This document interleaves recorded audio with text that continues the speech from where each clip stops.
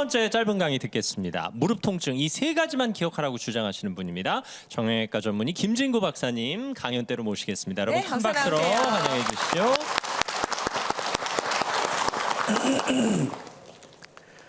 네, 여러분.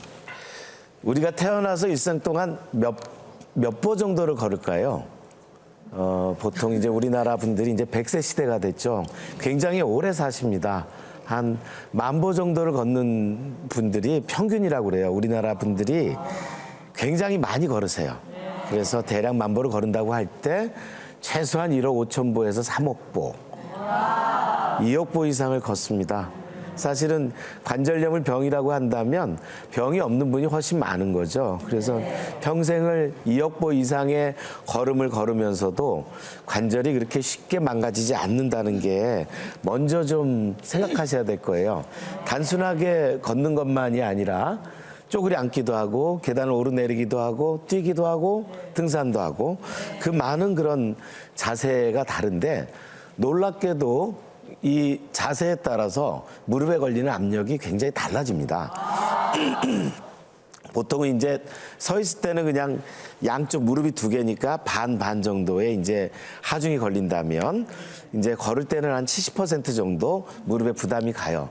그런데 계단을 내려갈 때는 체중의 무려 5배의 힘이 걸리고 그 전 세계에서 유례없는 동작이 있죠. 바닥에서부터 일어나는 그것도 환갑이 넘은 노인들이 바닥에서부터 일어나는 동작을 하는 나라는 전 세계에서 아마 한국과 일본밖에는 없을 겁니다. 그럼 이승신 씨가 60kg이라 그러면 산에서 아까 내려올 때 아팠다랬는데. 그렇죠. 그러면 300kg이 여기에. 그럼요. 그래서 네. 굉장히 진료실에 참는 분들이 등산을 하고 내려올 때 너무 아프다. 한 60kg의 그 분이 계단을 내려가거나 등산을 하고 내려올 때는 한 300kg 정도의 무릎 부담을 갖게 되는 거죠.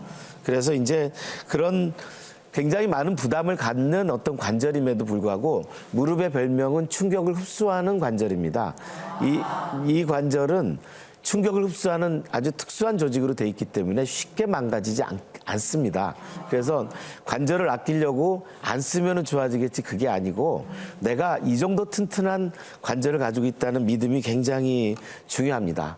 물론 제가 오늘 말씀드리려고 하는 것은 잘못된 습관, 잘못된 어떤 자세가 무릎을 망가뜨리기도 하기 때문에 그런 것들에 주의를 하되 기본적으로는 자신이 가지고 있는 관절이 얼마나 건강한가를 이제 믿는 게 굉장히 중요한 출발점이라고 볼 수 있겠습니다. 그럼 이제 무릎이 이제 어떤 구조로 돼 있느냐? 좀 엑스레이를 가끔 무릎을 보셨어요? 보면은 둥그런 뼈와 평평한 그 뼈로 이루어져 있죠. 좀 도무지 이렇게 맞지가 않는 조합이에요. 근데 그게 떠 있는 이유가 여기 이렇게 보시면은 뼈를 싸고 있는 이제 그 관절 연골, 그 관절 연골이 한번 망가지면 다시 재생이 되지 않는다. 2억 보 이상을 걸어도 쉽게 망가지지 않는다 하는 아직까지도 신비의 어떤 조직이죠. 그래서 이런 관절 연골이 있고요. 그 관절 연골과 이름이 유사하지만 중간에 삼각형으로 끼어 있는 연부 조직이 있습니다. 이걸 이제 우리가 반월상 파란색으로 표시되어 있는 여기에 반월상 연골입니다. 이런 충격을 흡수하는 게 있고요. 그 다음에는 가운데 굉장히 중요한 중앙에 인대가 있습니다. 그래서 이제 십자 인대를 통해서 불안정해 보이는 뼈가 이렇게 흔들거리지 않게 돼 있는 거죠. 각각이 이제 그런 특징이 있는데 관절 연골의 놀라운 신비는 아까 2억 보 이상을 걸어도 충격을 흡수할 만큼 스펀지처럼 물이 들어왔다 나갔다 하면서 무릎을 보호하지만 딱딱하고 미끄러운 정도가 어느 정도냐면 얼음에다 얼음을 넣고 밀었을 때보다 10배가 미끄럽습니다. 그렇기 때문에 이 부드러운 관절 연골을 통해서 충격을 흡수하는 기능이 생기는 거죠. 여기 반월상 연골이라고 하는 이 하늘색이 이 연골은 이름은 비슷하지만 좀 기능이 조금 다르죠. 요게 있음으로 해서 우리 체중을 많이 분산시키는 관절을 보호하는 기능을 합니다. 요 기능이 안쪽에는 한 체중의 2배, 바깥쪽에는 한 3배 정도의 체중을 분산하는 기능을 가지고 있어요. 그래서 이제 이 반월상 연골이 손상이 돼서 찢어졌거나 기능이 없을 때 예를 들어서 계단을 내려간다. 한 300kg 정도의 하중에 200kg 정도의 하중을 분산할 만한 게 없이 관절 연골에 부담이 오는 거겠죠. 그래서 엑스레이에 보이지 않는 숨은 공신, 관절염을 예방하는 이 반월상 연골을 이제 주의 깊게 봐야 되는 거죠. 마지막으로는 이제 인대입니다. 인대는 흔들거리는 어떤 무릎이 이제 불안정한 걸 흔들거리는 걸 잡아주기 때문에 젊은 사람들이 이제 스포츠 손상을 당해서 무릎이 흔들거리면 그 다음에 이제 반월상 연골이 파열되고 연골이 닳아 없어지는 그런 불행으로 이어지기 때문에 인대의 안정성 이 3가지가 굉장히 중요한 이 요소라고 하겠습니다.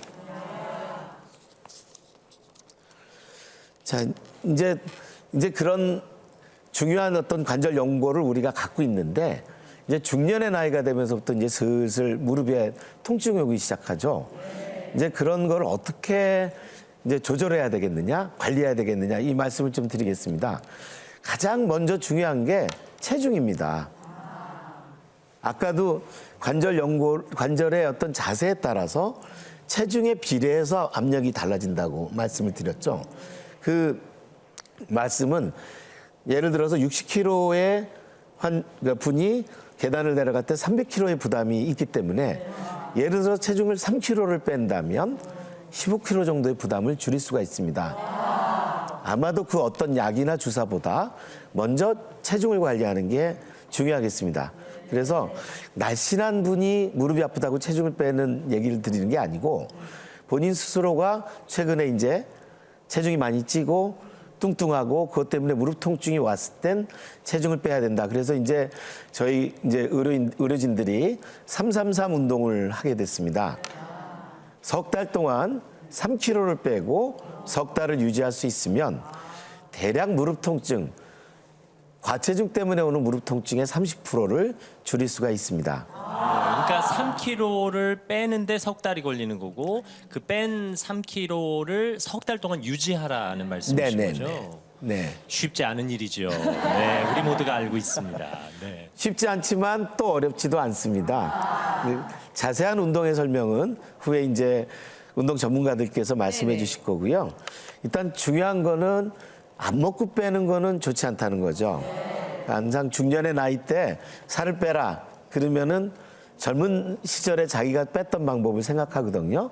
근데 굶어서 살을 빼기 시작하면 우리 몸에 가장 좋은 포도당이 근육에 있습니다. 무릎 주변의 근육에 글라이코겐이라고 하는 좋은 포도당을 이제 머리하고 심장이 쓰게 되죠. 그래서 오히려 근육이 위축이 오고 관절은 더 아파집니다. 그래서 기본 원칙은 아주 내 몸에 좋은 약이 되는 좋은 운동을 하고 땀을 내서 살을 빼는 게 가장 좋은 방법이 되겠습니다. 두 번째는 무릎 주변에 근육을 키워라. 이제 이런 말씀이죠. 쉽게 말씀드리면 이가 없으면 잇몸을 튼튼하게 해야 음식물을 먹을 수 있지 않겠습니까? 무릎 관절도 마찬가지입니다. 나이가 들고 오랫동안 여러 번 부담을 갖게 되면 조금씩 무엇이 망가지죠. 망가질 때마다 다 그거를 뭐 수술이나 아니면은 아주 고가의 치료를 하는 건 아니고요. 먼저 바라봐야 될 게 잇몸을 키워랍니다. 정말 우리나라의 국보급 선수 있죠. 이상화 선수. 최근에 건강 상태가 알려지면서 굉장히 많은 충격을 줬습니다. 이상화 선수는 무려 7, 8년 동안을 정말로 힘든 연골 손상과 회복 불가능한 추벽증후군이라고 하는 관절의 치명적인 문제를 갖고 있으면서도 세계 신기록과 금메달을 따냈죠. 아마 그분의 별명이 꿀벅지라는 걸 다 아실 겁니다. 네. 그만큼 무릎 주변의 근육을 강화하는 운동이 중요하고 그렇게 많이 손상이 돼서 술을 권하는 사람들이 꾸준한 운동을 통해서 자기 몸을 개선하고 좋아진 사례는 얼마든지 있기 때문에 저희는 더 이상 이거는 기적이라고 생각하지 않습니다. 그래서 먼저 만성질환인 관절염을 지키는 주치의는 본인 자신이다. 여러분 스스로가 치료를 시작해야 되고 자기 몸을 돌아보고 운동을 하시라. 이제 이런 말씀을 좀 드리고 싶습니다. 네, 본인이 가장 중요한 주치의인데 주치의가 좀 부실해서 네, 이거 뭐 제대로 알아야 관리를 할 수 있으니까요. 예. 오늘의 강의를 잘 듣는 게 중요합니다. 그렇죠. 근데 요즘 저희 주변에 보면 관절이 잘못됐다면서 인공 관절을 삽입을 한다든지 뭐 여러 시술들을 하는 경우가 있는데 이런 건 괜찮을까요? 네, 어떤 치료이든 모든 수술이 무조건 잘못됐거나 무조건 좋은 건 아닙니다. 근데 제가 꼭 말씀드리고 싶은 거는 관절염과 관련된 치료는 상당히 오랫동안 진행된 병이기 때문에 여유가 있습니다. 3개월 정도를 본인에게 투자하십시오. 열심히 노력하셔서 증상이 개선되고 지금보다 훨씬 좋아졌다고 할 때는 상당히 오랜 기간을 자기 몸을 지킬 수가 있죠. 그래서 중년의 나이인데 벌써 너무 쉽게 의사들에게 수술을 요구하거나 아니면은 중요한 장기를 자꾸 이제 잘라내고 뭐 쉽게 줄기세포에 대한 치료니 뭐니 이런 그 첨단 치료에 관심을 갖는 문제, 또 그런 자세는 그렇게 좋지 않고요. 또 인공관절이 굉장히 좋은 치료라 하더라도 이제 100세 시대를 맞이해서 60세가 과연 노년일까요? 그렇지가 않은 거죠. 그래서 이미 인공관절을 해야 되는 시기가 70세 이후로 넘어가는 시기에서 자기 몸을 지켜야 되는 중년의 나이라고 하는 게 벌써 한 20년 정도의 기간이 되었습니다. 그래서 수술은 꼭 필요한 사람에겐 중요하지만 신중하게 선택하는 게 중요하겠다. 이렇게 생각을 그러면 하게 무릎 근육을 됐습니다. 키우는 게 중요하다고 하셨으니까요. 어떻게 근육을 키우고 또 어느 정도 아파야 병원을 가야 하는 건지를 좀 짚어주시죠. 일단 아까 이제 주치의가 본인이 되시라고 했는데 무릎 아픈 이유가 여러 가지가 있잖아요. 그래서 제가 이제 꼭 이건 정확한 정답이 될 수 없으나 무릎이 아픈 여러 가지 것 중에 앞무릎 통증이 있어요. 계단을 내려갈 때 아프다, 앉았다 일어날 때 시큰거린다, 바닥에서 일어날 때 너무 힘들다. 이런 식의 통증으로 병원에 많이 오시는데 이런 류의 무릎 앞쪽에서 아파하는 통증은 대부분 비교적 안전합니다. 왜냐하면 근육 강화 운동을 통해서 좀 관리할 수가 있거든요. 그래서 여러분들의 다리에 관심을 가지시고 거울로 한번 보십시오. 이제 오른다리와 왼다리의 허벅지 근육이 짝짝이다. 한 다리가 아픈 다리가 좀 얇다. 하면은 이건 운동을 통해서 극복할 수 있겠구나. 이제 이런 느낌이 있겠죠. 근데 그렇지 않은 증상도 있어요.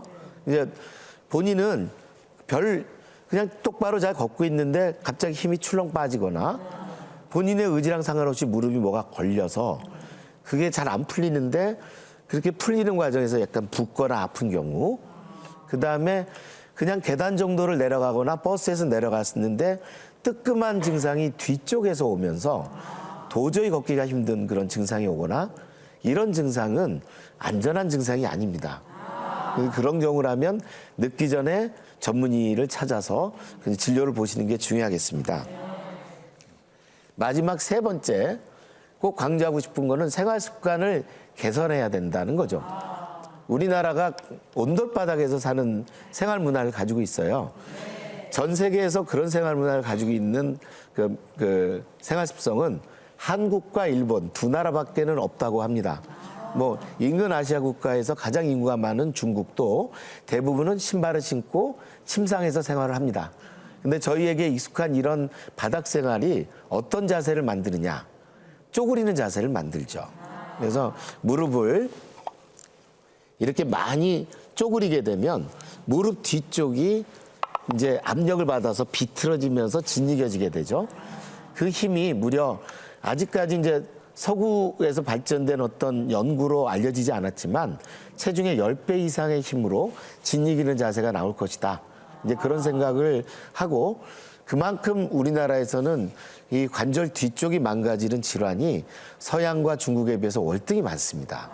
아니 근데 그렇게 짓이겨질 정도면은 좀 아파야 되는데 왜 양반다리 하면 편안한 거예요? 식탁에 앉아서도 다리를 하나 이렇게 올리는 경우가 왕왕 있거든요. 한국 사람. 그런 생활 습관이 우리에게 너무 익숙하고 전혀 관절염을 걱정하지 않았던 어렸을 때 이미 그 습관이 많이 몸에 배어서 이제 몸에 그런가요? 배기 때문에 이제 그렇게 되는 거겠죠. 네. 그래서 사실은 그 세 가지 나쁜 자세들이 있어요. 그 자세가 무릎 꿇는 자세, 절을 하거나 제사를 지내거나 어머. 아니면은 그런 차를 마실 때도 우리는 다도를 할 때 무릎을 구부리죠. 그 다음에는 이제 앞바다리라고 하는 걸로 알려져 있고 양반다리라고 하는 이렇게 이제 자세 가부좌를 튼다고 가부좌를 그러죠? 튼다고 이렇게. 하죠. 영어로 그런 말이 있을까요? 요가 포지션이란 말 말고는 그거를 표현할 방법이 없습니다. 그래서 세 번째는 여성들이 다소곳이 앉는다고 할 때 취하는 제가 표현하기 힘든 이렇게 무릎을 한쪽 다리를 이렇게 옆으로 양다리를 접는 그런 한쪽으로 자세. 몰아서 이렇게 소위 아나운서 다리라고도 네. 합니다. 이렇게 옆으로 가지런히. 양반 다리는 무릎 안쪽에 양쪽을 좀 압력을 증가시켜서 망가뜨린다면 그 여성들이 이렇게 앉는 자리는 한쪽은 안쪽, 한쪽은 바깥쪽의 압력을 증가해서 바깥쪽의 압력을 증가시키는 그런 생활 습관을 우리나라에서 많이 가지고 있다는 게 좀 문제가 되겠습니다. 그래서 그런 거를 적극적으로 좀 줄이고 이제는 우리가 서구식 생활이 이제 많이 들어와 있기 때문에 의자에 앉고 침대 생활하고 소파 생활하는 생활 습관을 바꾸기만 해도 그런 무릎의 위험한 자세를 많이 피할 수가 있습니다. 네, 이렇게 해서 김진구 박사님의 강연을 들었습니다. 박수 한번 보내주시죠. 네, 감사합니다. 일단 체중 조절이 중요하다. 그리고 무릎의 근육을 키워라. 그리고 생활 습관을 바꿔서 뭔가 무릎의 건강을 지키자 이런 말씀이셨습니다. 자, 시청자 여러분의 질문 좀 들어볼까요? 예, 뭐 실시간으로 지금 방금 도착을 했습니다. 아줌마 박님께서요. 무릎 통증에 뼈 주사, 스테로이드 주사를 맞으면 뼈가 마모가 된다는 얘기를 들은 적이 있습니다. 이게 사실인가요? 하셨네요. 뼈 주사로 유명한 스테로이드가 있죠. 사실 스테로이드는 계륵이라고 볼 수 있습니다. 이렇게 1년에 3번 내지 4번 막 붓고 물이 찰 때 물을 빼고 쓸 수 있는 가장 효율적인 치료이고요. 한 서너 번 정도, 한 2-3달에 한 번 정도 스테로이드를 맞는 거는 비교적 안전합니다. 싸고 효과가 강력하고. 근데 그런 경험을 해보신 분이 일주일만 돼도 그 효과가 떨어지니까 일주일에 한 번씩 쑥쑥 맞다 보면 그 부작용이 다 나오죠. 그래서 이제 정말로 관절이 연골이 손상이 되고 주변에 연부 조직이 녹는 그런 후유증이 있기 때문에 주의 깊게 그 주사를 잘 써야 될 겁니다. 지나치게 의존하는 일이 없어야 되겠네요. 자, 네. 제가 얼마 전에 그 정말 무릎이 아파서 엑스레이를 찍고 왔는데 70대 판정을 받았거든요. 네, 앞서 말씀하신 대로. 아, 그러면은 이게 사실은 무릎도 왜 폐나 간처럼 이렇게 한 번 다치면 이렇게 회복이 좀 불가능한 건지 회복될 수 있는 방법이 있는지 궁금해요. 글쎄 제가 이승실 씨를 뵙기에는 네. 70세 관절 중에 아마 건강한 70대를 얘기하지 않으셨을까요? 그럼 70대는 맞는 건가요? 굉장히 날씬하시고 네. 평소에도 굉장히 운동을 많이 하시는 걸로 알고 있는데요. 네.